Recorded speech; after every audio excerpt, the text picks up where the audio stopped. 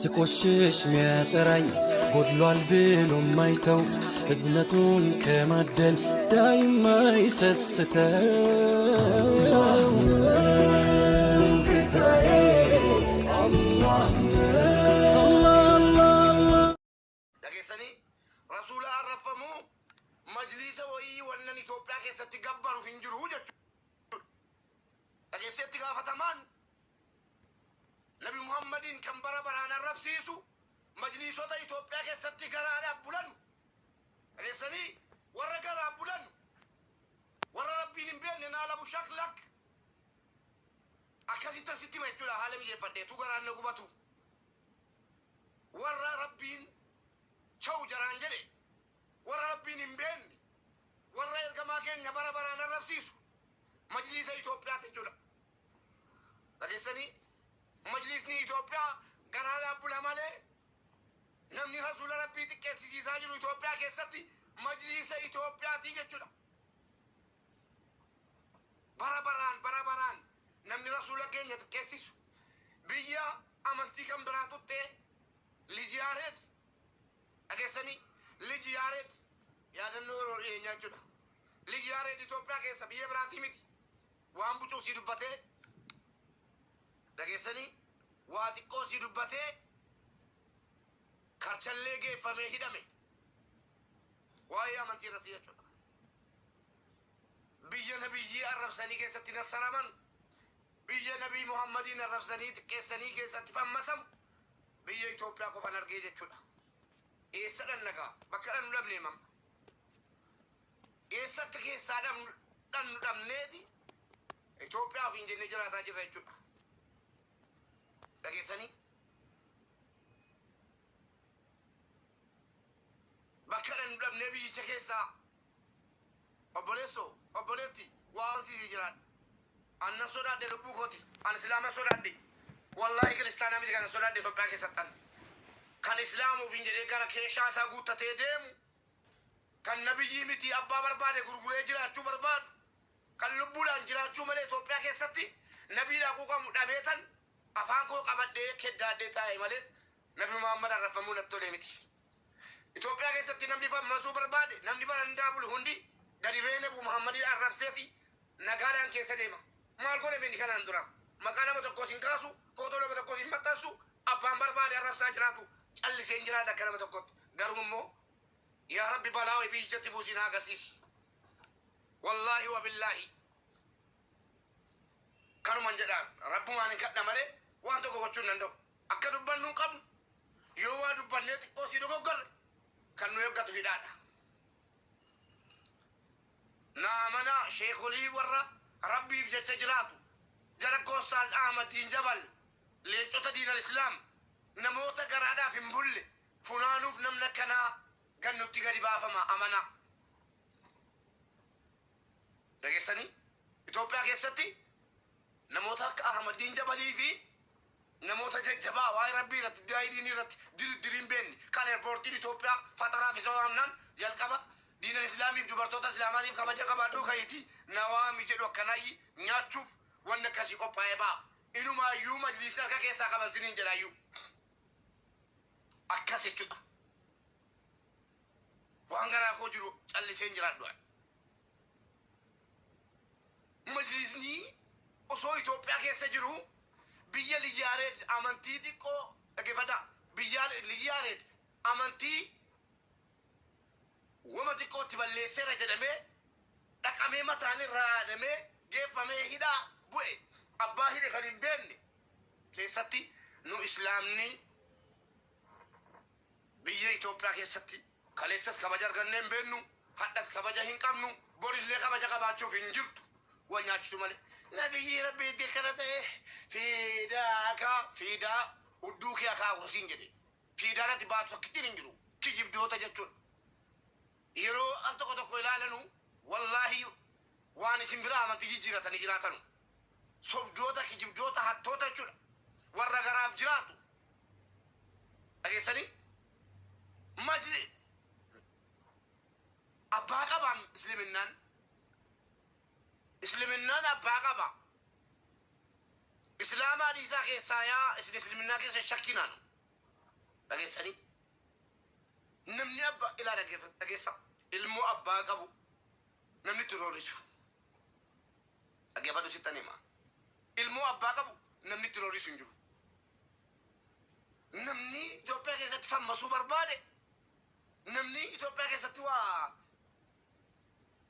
beekamtii barbaade gadi ba'eedhuma lafumaa ka'ee nabi Muhammadin xiqqeessee arrabsee nabi Muhammad kaleessa ilma namaatii miti hayawaanni dhageesse hayawaanni sareen irraa lolaa ture har'a bara keenya kana keessatti biyyi nu keenya jennu keessatti xiqqaate osoo majlisni beekamaan jiru Itoophiyaa keessa warri seeraan deemee qabsiisee to'achiisee hiisisee nu agarsiisutu jiru kanaan duras mucaan tokko gadi ba'ee nabi Muhammadin ergamaa keenya alayhi salaatu wasalaam arrabsee xiqqeessee jennaan majlisni qoy itti jirra irra jirra ibsa kenneera ibsa ejjennoo ibsa jinnii utu jiru jedhanu fammasiisanii kunoo nagaan jiraataa jira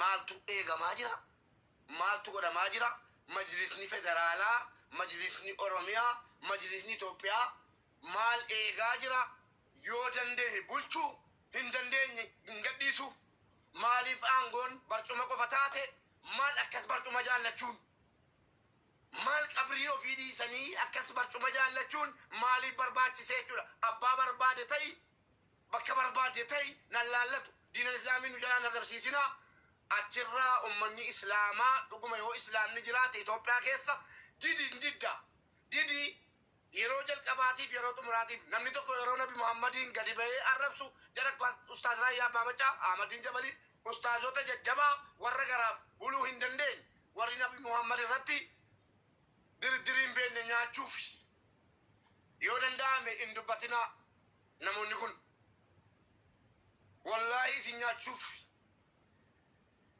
garuu viidiyoo illee hojjenna maqaa namaa suuraa namaan namicha saphii adurree udduu jaljeessaa fakkaatu kana asirratti maxxansee fammasiisuun barbaadu'an qoshaashaa awwaalama keessaa tokko gituma inni nabi Muhammadin arrabse amantii isaa naa qoradhaa anis amantii isaa xiqqeessu tokko jedhe an akka mubaaraketti jechuudha dhageessanii gatiidhuman akkuma nabi Muhammadin alayhi salaatu wasalaam xiqqeessa sanatti yoo ergamaa qaba jedhee taban wayii qabaate yookaan ammoo anis amantii isaa xiqqeessatti agarsiisu kanuma furmaanni jiru nan beeka akka tarkaanfii natti fudhatamu nan beeka akka eerpoortii Itoophiyaa keessaa gadi hin baane nan beeka akka lafarraa harkifamee geeffamee hidhaatti gatamu nan beeka baaftuun jiru amantii walii xiqqeessaa jiraachuu kanuma malee wanni biraan dandeenyu waa biraa gochuu kana malee waa biraa gochuu hin dandeenyu bakka namichi kun eenyunni eessa jiraata maalitti amana peejiin isaa meerre amantii isaa maa inni kana booda amantiin gamaa gamanaa yoo Itoophiyaa keessatti wal qabachiise malee namnati itti mattee wayii of kabachiiftu hin jiru jechuudha musliimoonni Itoophiyaa keessa jirtan amaariffaan illee viidiyoon hojjedha afaan oromootiin hojjedha haga yoomitti namni nabi Muhammadin arrabsee alayhi salaatu wasalaam fammasaa abbaan barbaade buujalaamiin gadi ba'ee nabi Muhammadin xiqqeessee badii tokko malee nu bakka nu afaan qabannee callimnee jiraataa jirrutti osoo islaamni tokko dhaqee amantii namaan tuqinitti haga yoomitti nabi Muhammad arrafamanii jennaan callimnee waliin jiraannaa tokko lammaffaa majlisni maal hojjetaa jira majlisni haguma ijoollee biyya arabaan qatimu ibsa jennoonni gad nu baasu maali ummanni Itoophiyaa dhugumatti rabbiin amane yoo ta'e nabi Muhammad ergamaa keenya yoo jedha ta'e mee kana irratti nu agarsiisu hiriira ba'ee ofirraa majlisa fonqolchuu qofan argan namni dhugumatti ergamaa kee jaallattu ilmuun abbaa qabu itti roorrifamu baruma majlisni kun jiru keessatti yeroo lama sadi nabi Muhammad xiqqaatee majlisni waa tokko nu gochuu dandeenye waan ta'eef ummanni islaamaa gara feesbuukiitiin isin iyyina iyya dabarsaa majlisni nurraa jijjiiramuu qaba. Majlisni namni nuu kaa'u hin jiru. Akka islaamaa wallaahi billaahi wanni dhufu tokkittiin hin jiru. Majlisni haga buqqa'utti hundeedhaan yookiin immoo akka amantaa biraatti amantaa islaamaa kabachisiisee yoo waa dubbanne jaran daraksan deemu. Dhageessanii majlisni ofirraa kaasuudha bakka. Kama keenya tarraffamee abalu maqaan isaa akkanaa gandi isaa akkanaa amantaa isaa akkanaa akkana nu godhee minaamin dhaba. Kanuma booddees baaftuun Itoophiyaa keessatti baaftuun keenya majlisa Itoophiyaa majlisa federaalaa ofirraa buqqisaa akka Nabi Muhammad arrafame alayhi salaatu wassalaam majlisa federaalaa irratti hiriira ba'aa buqqisaa jira gataa waa tokkotu jira. Majlisni yeroo kana waa lamaaf callisa. Anjibbaa nama tokkoon qabu dhaggeeffadha. Majlisni waa lamaaf callisa. Tokko yoon ka'ee warra Nabi Muhammadiin xiqqeessu duuka deemee barbaadee qabsiise ummanni islaamaa na duubaan hin jiraatu. Aangoo koraan ari'atama hidhamuu hin danda'a jedhee sodaatee callisa. Lammaffaan yoo itti dhiibde itti dhiibannis ummatanna wajjin jira jedha barteela. Yoo ati kaatee majlisatti dhiibde majlisni kokkoo qiqqee qabde innis dirqama isaa dhageesse jabaata. Namni duubaa yoo jabaate fuulduraan jabaatama. Dhugumatti namni ergamaa rabbii jaallattu alayhi salaatu salaam waa lamaaf callise majlisni. Tokko nu sodaate yookaan irraa dubbannee itti deemnee jabaannee itti muddine geesse itti muddine ummanni nu biraa deebi'a. Tokko aangoo keenya dhabaa hidhamaa waa meeqa taana jedhee callise. Kan ammoo mirkaneessuun maal goota isumatti kaata jechuudha. Dirqamni kee eessatu isin jirtanu nabiyyiin keenya kaate. Isinis hin feenu wama tokko iyyuu hin feenu namni jedhamuun mootummaatti tun darbin dura majlisa federaalaa fi majlisa jinni ofiin jedhan ofirraa buqqisuudha itti ka'uudha. Gaafa itti kaate dirqama isaatti ka'a jechuudha. Uummata kana tasgabbeessuudhaaf dirqama namni kun hidhamuu qaba jedha. Sagalee kan qabu si'i ituun ta'in ana tuun ta'in nu warra nama fammasiisu malee warra dhageettii qabaate nama akkanaa hiisisu miti. Dhugaan sinitti.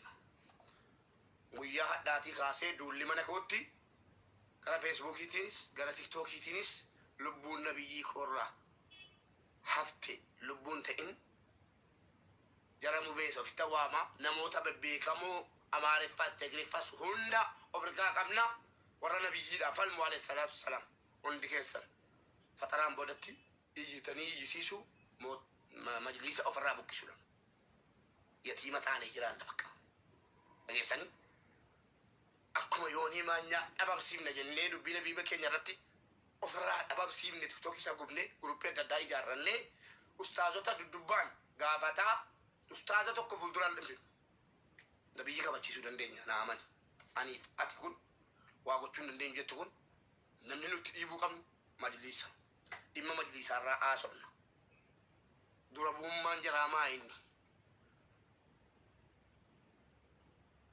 dhageessanii dura bu'ummaan jaraa maali? Kanaaf jara jabeessuu yookaan buqqisuudha. Yoo nu iyyinee tokko tokkoon facaanee iyyuu dhiibne bakkatti iyyinee jennee jaratti iyyine yoo sammuu qabaatan maaliif uummanni keenya kan nutti iyyaa jiru jedhanii namoota nabiyyii kanaan durallee arrabse to'annoo jala akka jedhan oolchan jabeessita duuba gorti yookaan immoo ofirraa buqqiftee kan biraa nama nabiyyiidhaaf jecha ari'atame nama nabiyyiif jecha immoo fidame jedhamee namni biraa bakka buufamuu qaba. Yoo akkanan taane waliin hin bullu ta'e calluma ittanii footoo nama maxxansitanii feema sana ittiin godhina tokko.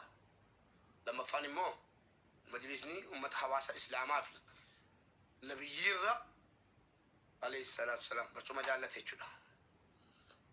Nu fayyadu jechuudha. Baaftuun kana jedhamu beetiin Asiyaatiin ijoollee jajjaba warra maqaa rabbeetti usuullee nan dubbisaan keessaan nan dubbisaanii galgala waan jaraa wajjin dubbanne qabadheen dhufa baaftuun keenya kanuma ilmoon abbaa qabu abbaatti iyyata malee nama biraatti hin iyyatu yoo molakki nu abbaa keessanii miti isin hin beeknu jedhan barcuma sana akka jala gadhiisan gochuudha majliisa jabaa qabaannan Itoophiyaa keessatti hin kabajamta walii galle malee mootummaan akka kana nu godhe sagalee bilaashaa inni jinaasi Itoophiyaa keessatti Nabi Muhammad qiyaasa taanaan alayhi salaatu salaam awwalli na dibu Faransaayii keessatti akkana godhee namichi tokko kaartoonii hojjetee fiilmii Nabi Muhammad arrabsu godhee jettu naalatullah aleekum Itoophiyaa biyya jedhamu kana keessatti yeroo sadaffaa moo afuraffaa rafamaara Nabi Muhammad alayhi salaatu salaam biyya Itoophiyaa keessatti hojiin jirtu keessatti nageenya maalii dubbattu sin nageenyuma maalii nu faarsitu sin Nabi Muhammad hundinuu Nabi Muhammad qay masmarii keenya Nabi Muhammad akkana ta'e jedhu way soda way dunia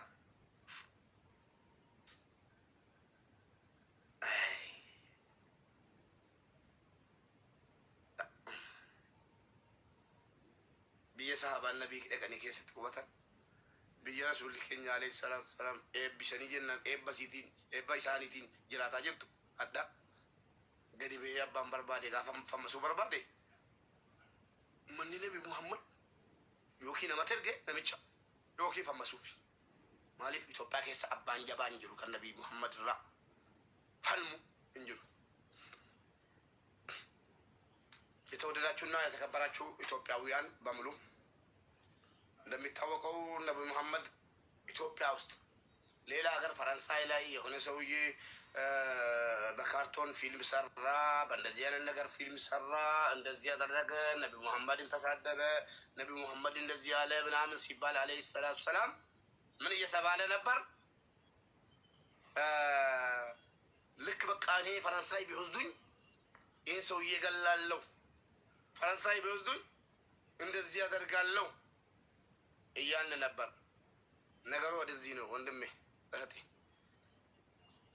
እዚህ ምድር ላይ ነቢ ሙሐመድ ኢትዮጵያ ላይ እንደቀለሉት የትም ሀገር ላይ አልቀለሉም ገባችሁ ነቢ ሙሐመድ ኢትዮጵያ ላይ እንደቀለሉት የትም ሀገር ላይ ቀሉ አያውቁም አባት የሌለው ሁሉም ነው የሚመታው አባት የሌለው ልጅ አላህን ካልፈራ በስተቀር የፈለገው ሰው ነው የሚጫወትበት ስለዚህ ይሄ ኢትዮጵያ የሚባለው አገር ላይ በየቀኑና በየደቂቃው ነቢ ሙሐመድ እየተሰደቡ ዝም ብለን ማየት መስማት ቀፎናል ለዚህ ነቢ ሙሐመድ በየቀኑ ለሚሰደቡት ጉዳይ ላይ ተጠያቂው የኢትዮጵያ መጅሊስና መጅሊስ ብቻ ነው ከቻለ ያስተዳድራል ካልቻለ ቦታ ለቆ ወንበር ለቆ ለሌላው ይችላሉ ነቢ ሙሐመድ ሲነኩ እኔ ነኝ ምፋለሙ ለሚለው አሳልፈን ልክ እንደ ኡሱ አይነት እንደ ኡስታዝ አህመዲን ጀበል ብዙ ሰዎች አሉ ከፈለጉ እነሱን ተካልን ካልፈለጉ ደግሞ ሌላ ሰው ፈልገን ራሱ ተክተን ነቢ ሙሐመድ ላይ የማይደራደር ሰው እንጂ መጅሊስ ለኢትዮጵያ ሙስሊም የሚያደርገው ነገር የለም ያደረገለን ነገርም የለም ካሁን በፊትም ከነሱ የምንጠብቀው ነገር የለም እንደው ስለዚህ በዚህ ጉዳይ ላይ ኢንሻአላህ ከዛሬ ማታ ጀምሮ ውይይት ከዑለማዎች ጋር እንጀምራለን ሁላችሁም አላችሁበት ቦታ አላህ ይጠብቃችሁ ረቢ ሲነይጉ ባፍቱን ከኛ ጀባችሁላ ጀባን ያጋሲሱላ ዮ አብራራት ዳምባንሌ ዲማር ገማ ከኛ ረቲ አለይሂ ሰላቱ ሰላም አባርጋ ተንዳ ቦተኒ ፎቶ ሳፊደኒ በርባደኒ ፈማሲስና ይፈማና ጎዳቲ ነሞኒ ሱራ ሰፈየደንተን ካሳ ሱራ نموني إسلامة تاني ربي يسوداتني وفمسو أوفيس فمسو نمشيس فمسيسو برباد دمالي كاسا سورة نمشى وتم فمسيسي وني دو فنجرو وني سنبدني يسني هذا كوندي لو تشرون دينجرو إني نيجي فيسبوك إذا قد ديسو تيك توك إذا قد ديسو فمسيسو تيمالي هذا كوندي لو تشرون دينجرو نو أقول تشرون دو مجلسة نجيسي مجلسة سوتشون مجلسة تمدني كامني geessanii itti agarsiifna. Akkasii wanni nu inni amantaa namaa arrabsinu yookiin immoo nama biraa arrabsinuuf tokkitti ni jiru. Namichi kun yookiin pirootestaantii ta'a yookaan kiristaana ta'a miira keessa gallee amma bakka warri kiristaanaa akkasii warri pirootestaantii akkasii yoo jenne inni barbaadamaa jiru kana. Muslimni malaan deema muslimni akka deemuu qaba. Silaafis immoo haqa namaa rasuulli keenya alayhi salaatu wasalaam haqa namaa nu barsiisanii haqa namaatti hin caalu. Abbaan barbaade amantaa biraatti inni barbaadame maa inni beektu Itoophiyaa keessatti na amana. Namni gadi ba'ee Nabi Muhammad alayhi salaatu wasalaam sarara diimaa akka inni islaamaaf ta'etu beeku tokkoon ergama wayii qaba. Duuba waa jira. Yaa gowwaa duubni kee bowwaa akka hin taane bultii taanee numma amantii namaa tuqeessuu dinne. Amantii keenyaa qofa iyyuun immoo baaftuun jiru majlisa ofirraa kaasudha. Olis dhaqii laga keessas galii bukkeetti jiran majlisa ofirraa kaasuu baaftuu islaamaa filannoo hin qabne. Nu amma namni nutti qabsoon muslimni hundi daangaadhaa amma daangaatti akka inni iyyu afaan hundaan majlisa irratti quba qabudha. Teessanii